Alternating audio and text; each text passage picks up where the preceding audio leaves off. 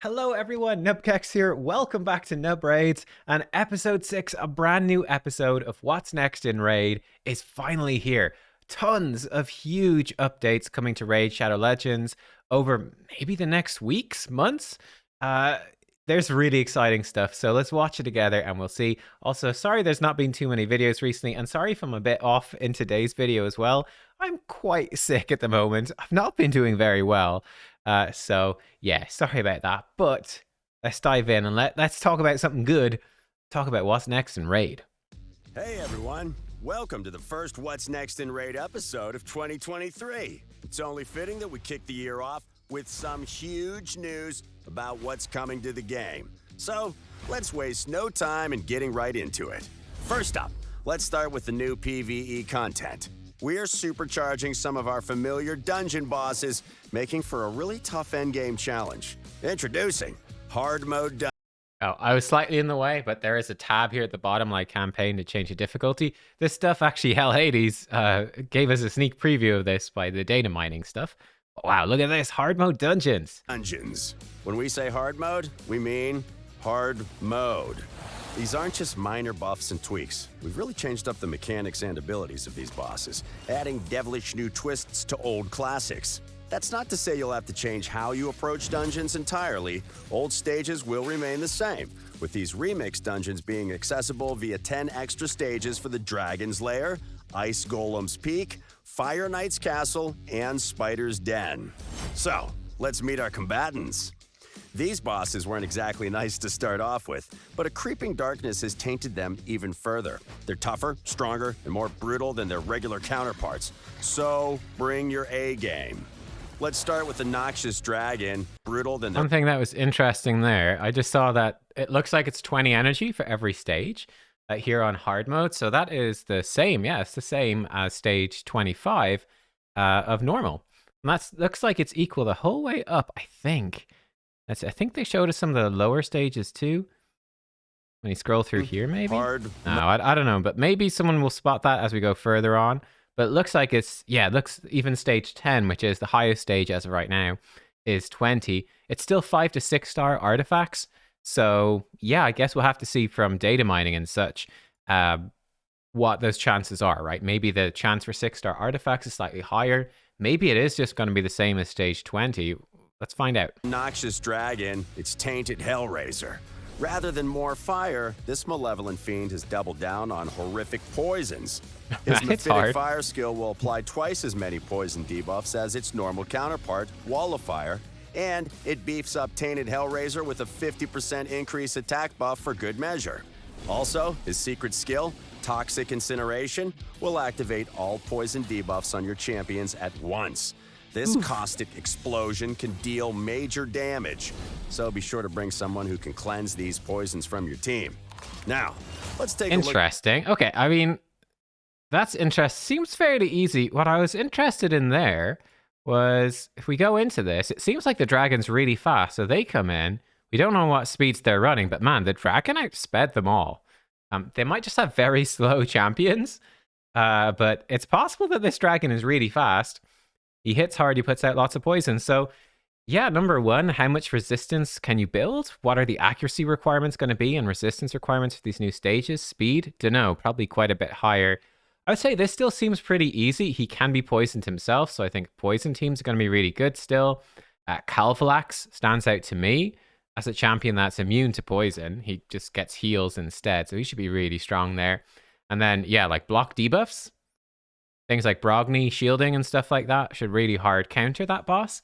So I think the dragon one actually looks pretty easy, which is kind of expected. Look at Tainted Crisis and see what new tricks he's hiding up his frozen sleeves. Debilitating Frost will remove all debuffs from Tainted Crisis and decrease your team's turn meter by 30%. Also, he's now utterly immune to poisons. Makes sense, seeing as he's literally made from ice. So, how do you defeat something made of ice? You melt it. HP Burn is your friend here. It deals 10% more damage to Tainted Crisis and destroys the max HP of his minions, making it easier to put them back into the ground whenever they get dragged back into the fight. Needless to say, some teams that used to shine in this dungeon will be getting the cold shoulder from Tainted Crisis instead. Be prepared to change your teams accordingly. Next up, the Ice Interesting. Golem's That is hot-tempered much harder. counterpart. That boss is much harder. That's a much bigger change. So immune to poison entirely. Ooh, that's gonna be rough. But now all about the HP burn. Yeah, that's gonna be very difficult. You can decrease your max HP, I think it was saying as well. One thing that's interesting, they're talking about destroying the max HP of these minions too. So maybe HP burn explosion will be somewhat important. I don't know. I feel like your run is going to be really slow if you're decreasing their max HP and really dragging it out like that. So I don't know how viable that's going to be. I do think my initial thoughts would be stuff like Helicath are going to be extremely important here. Basically, block damage is going to be the way to go. Good uptime on block damage, really big shields like Helicath and Broccoli can give you.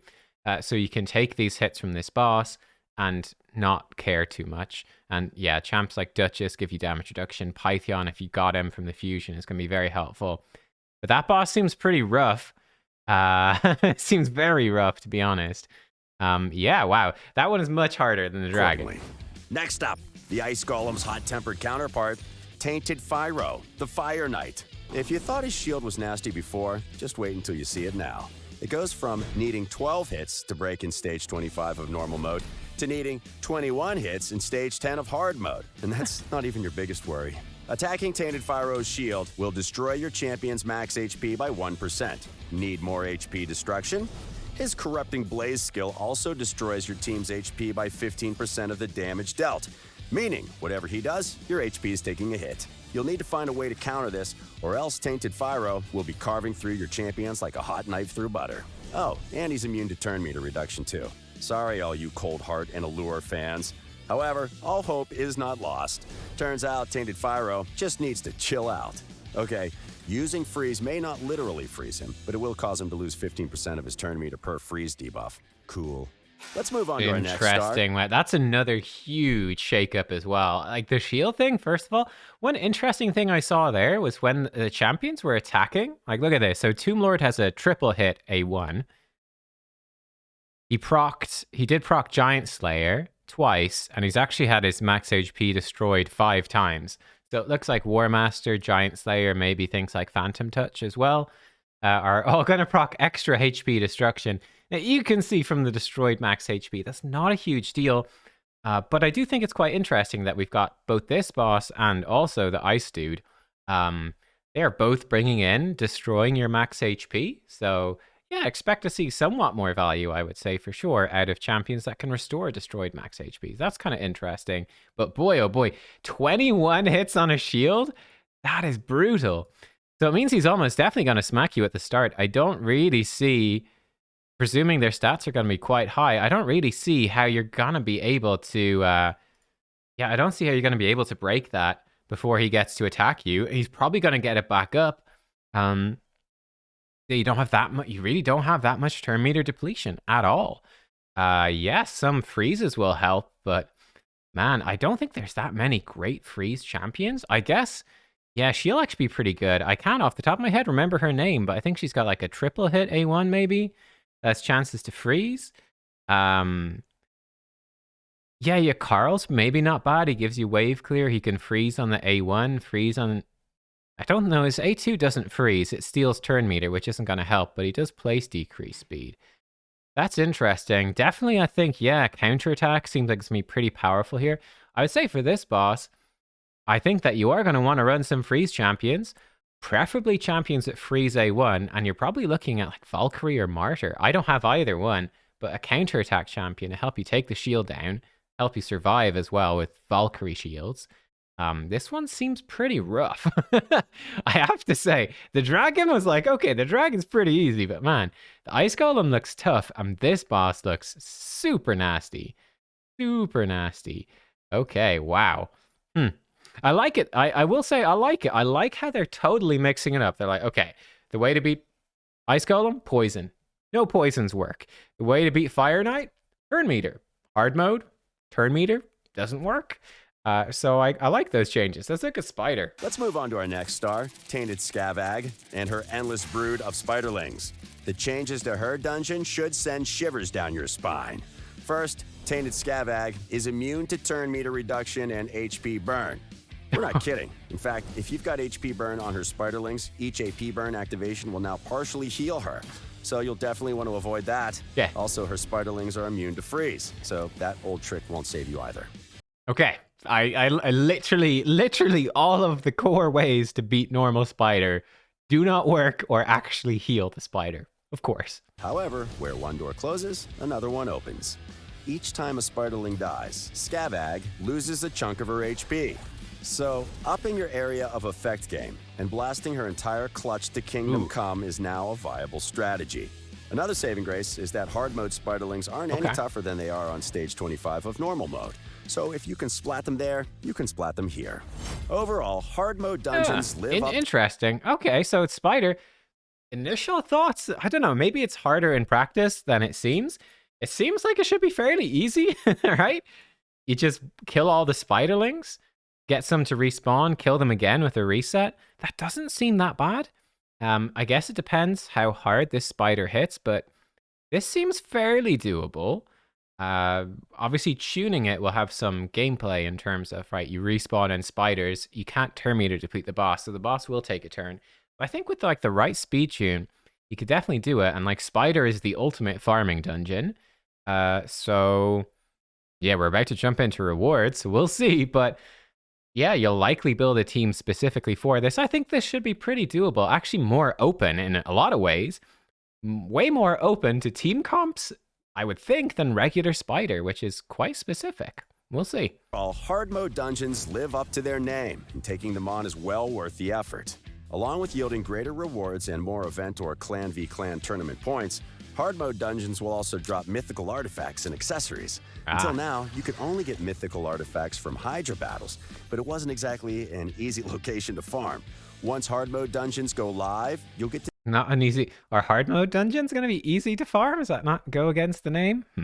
choose which sets to hunt for and have more ways to earn mythical artifacts and accessories. And trust me, you'll want these mythical goodies to prepare for the challenges we've got cooking this year. Speaking of challenges, we all... So interesting. So briefly on that, hard mode rewards. So basically mythical gear, more event points, tournament points, CVC points. So this is definitely hard mode dungeons when you're later game. It's definitely something you're going to want to do. This is clearly supposed to be something that keeps you very busy. A very big, meaty chunk of content for long-term players is what this hard mode stuff is supposed to be. I didn't actually hear how you unlock hard mode. Is it just ready from go 1? Like maybe you could do some hard mode spider before you could even finish spider 20, like 20, 25? I wonder. That'd be funny. But yeah, I would say initially the thoughts of mythic gear dropping from these dungeons. I'd say the dragon mythic gear is not super useful, though people might farm it for speed, especially if speed becomes super meta in arena again, though it's a lot of go second stuff right now in arena, I feel. I think spider definitely stands out. You know, everyone wants mythic accessories. There's no question. That's adding a lot of extra stats, especially on banners with speed rolls. That'd be pretty huge. Extra HP percent, defense percent, attack percent. Yeah, I'd say Spider stands out as the main one to farm. Fire Knight's pretty good too with the regen and the Savage, like Mythic Savage gear. That could be really strong. Interesting. All know that the best thing in life is to crush your enemies, climb the ranks of the arena, and become the best in the world. But until now, you could only test your strength against AI-controlled defense teams, and we know you all dreamed of more than that. You want to go head-to-head with other players to feel the thrill of real-time PvP and test your skill against opponents as cunning as you are. Now, at last, we can say that dream is becoming reality. Live Arena is coming to Raid. We're super excited about it and can't wait to see how Raid's PvP scene will evolve after... Pause 1 sec. Just to see this stuff. Battle rules, okay. Points per winning. Oh, look at that. Every 35 wins, you get a chest. So the more you play, the more rewards you get. That's kind of cool. And it looks like it's the same sort of structure. We're super excited about it and can't wait to see how arena. Raid's PvP scene will evolve after the feature goes live. We won't go into too much detail today, so consider this an appetizer before a full feature preview video later this year. Live Arena will be available later this year. So I wonder when this will come out. I feel like the dungeons might come soon. Like people were thinking maybe there's going to be some sort of big patch or something because they've cancelled CVC for next week. So I wonder, maybe hard mode dungeons will hit next week. That would be kind of crazy. I think it's possible. I feel like I've done videos on this before that they've often done big releases in like December, April, August, December, April, August. So 4 months apart. So I wonder what they would do if they were to do something next week. It's basically the start of March, which is a bit unusual. But we also should have the new dungeon at some point for ascending your accessories. The one that's beside Sand Devil. That should come soon. And then this, I'd be feeling with Live Arena. It's probably still a few months away, I think. But we'll see. I mean, a lot of the art stuff looks pretty finished. What do you guys think? What do you guys think? Do you think like 1 month, 2 months, 3 months, 6 months? What do you guys think? Players who are level 50 and above. You can queue up for battles several times a day on a set schedule, a necessary measure to avoid long wait times in a PvE-focused game like Raid. Once you've queued up, hang on, quick maths. So if you need 35 wins to get a chest, and you can queue up 4 times in the day, what's that? It's about 8.5 wins. Sorry, not wins, 8.5 days. So yeah, you're still getting your chest like once a week. That's a little disappointing. I thought it was sort of the thing, like the more you participate, the more rewards you get. No, it's just sort of locking you out. Okay, 4 fights a day. That actually seems kind of interesting, to be honest. I kind of like that. We'll see how that actually works. That's kind of cool. And also I did see you need level 50 to do this. You'll be added to the matchmaking pool, kind of makes sense. And you'll get matched up against an opponent as soon as possible. After pairing up with an opponent, the Battle of Wits begins with picking champions. During this phase, both players will pick their champions one by one, building a team of 5. Each player will then get to ban a single enemy champion from the fight and choose their team leader. No doubt some of you more devious players will come up with plenty of mind games for this. Oh, and one thing to mention, you won't be able to use duplicate champions in the higher Live Arena tiers. Once the teams have been drafted, the battle begins. It won't be all that different as far as core mechanics are concerned, except you're fighting a real human. So be prepared for nasty surprises that the AI could never come up with. All phases in battle will have an overall time limit and a limit on player turns. Should the overall time limit run out, both players will receive a defeated result. You're fighting the clock as much as you're fighting your opponents here, so don't try and stall out for the win. On top of this, so you'd really hope the fight wouldn't go on 30 minutes, right? 4 of those a day. That's 2 hours of sitting there. And you have to take a turn within 30 seconds? Like, you got... My God. 2 hours stuck to your phone. Like, that's miserable. Hopefully it won't be that long. They'll obviously be longer. I do see, I'm blocking it, but there is the auto button is there. So that's interesting that you can apparently just auto through Live Arena. That's nice. It seems to be locked into 2 times speed as well, which is slightly amusing.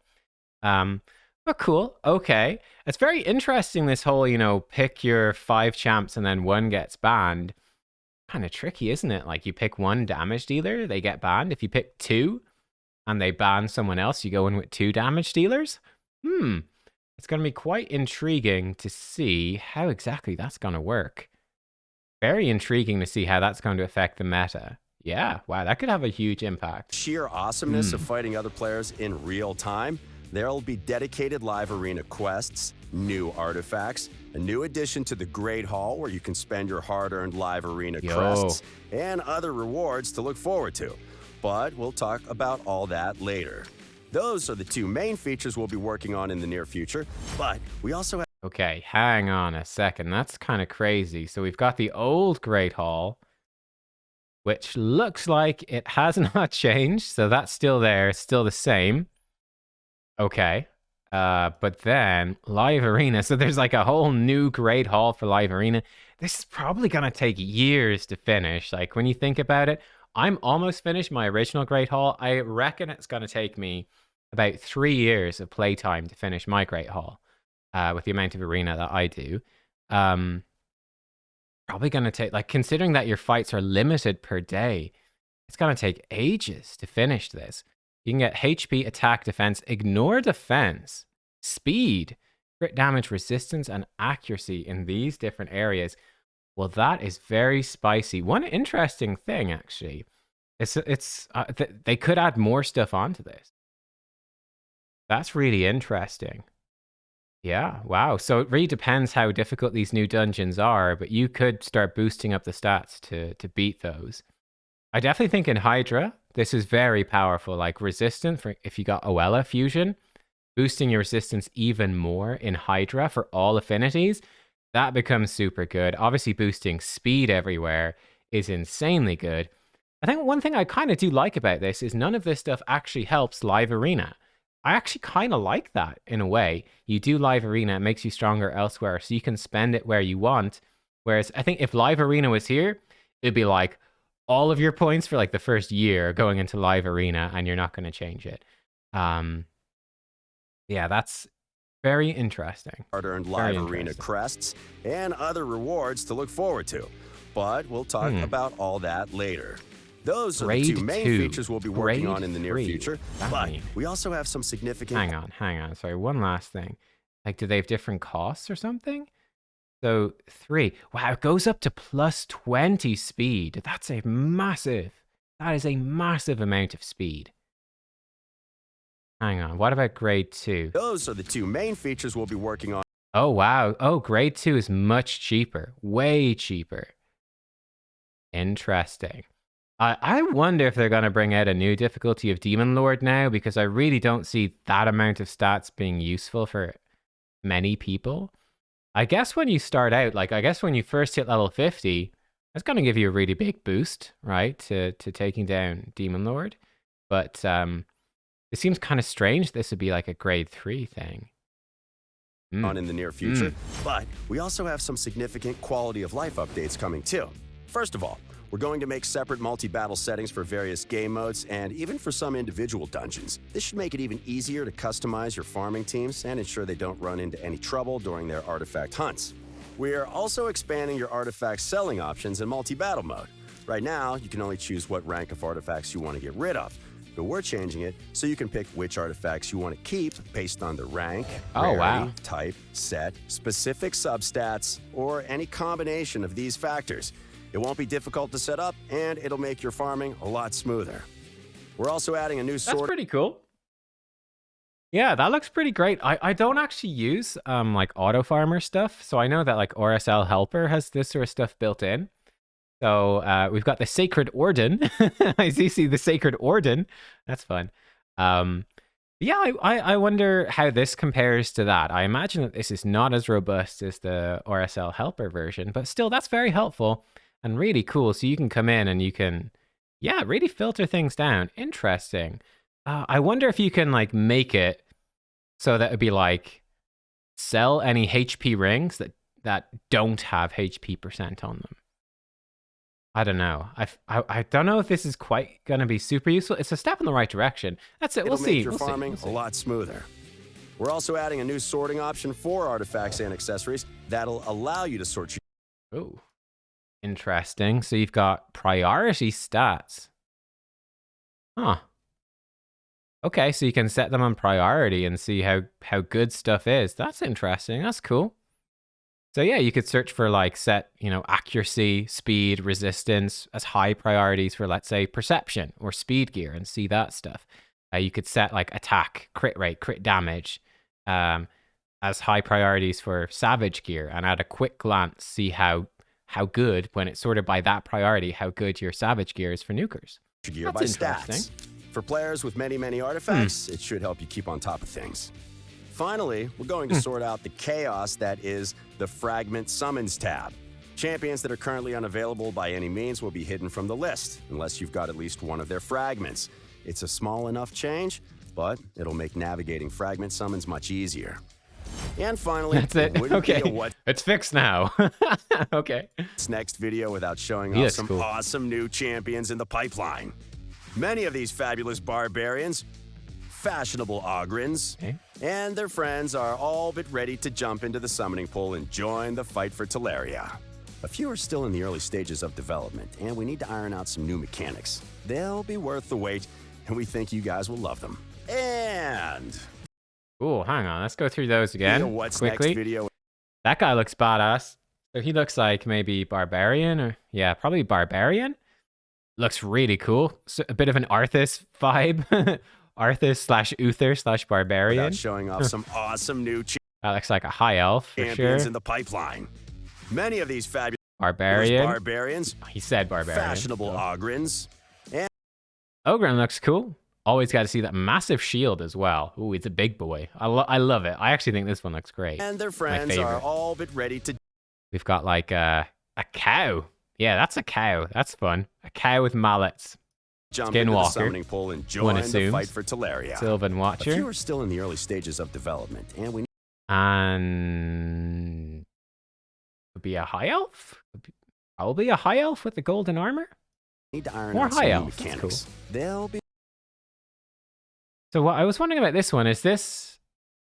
Are these all the same champion? Or is this like a female version? Is this a male version? I don't know. I guess this is female as well. I don't know. Maybe it's the same one, just different sets. What do you guys think? Like this could almost be a different version with the top on. worth the wait, and we And then think this you be a guys will male love it. version? And Or are they the same? That's it for this episode of What's Next in Raid. Don't forget to Wow, hit cool. like. Anyway, that's it for what is next. I hope you guys enjoyed. I thought that was really cool, really interesting. I feel terrible, so I'm just going to go. It's not going to be anything of an intro. Look, thanks for watching, and I'll see you all soon. Goodbye.